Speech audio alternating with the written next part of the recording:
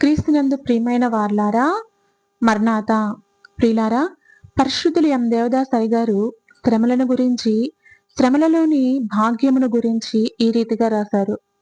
ప్రియులారా, ఇందులోని అర్థమును గ్రహించి విశ్వసించి మీ శ్రమల యందు మీరు సంతోషమును ధైర్యమును పొందగలరు. కాలకుండనే మేలిమియగునే కనకము కొలిమియందు కాలిన మస్టు రాలిపోవును, కలుగును విలువగు కాంతి. అలాగుననే ఈ లోకమున మానవుడు శ్రమను పొందగా దైవ మానవుడు ఎట్లు కాగలడు?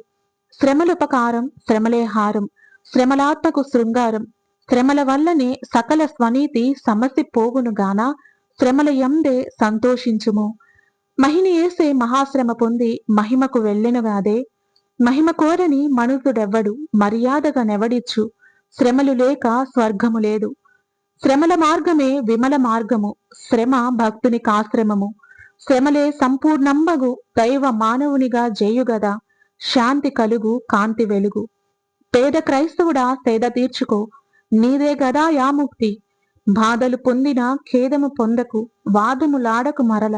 మోదముందుము మోక్షముందుము. మానవుడు శ్రమను పొందక దైవ మానవుడెటు కాగలడో, కానక పడిన వానిని దైవ మానవునిగా చేయంగా శ్రమలు పరమాశ్రమము చేసే.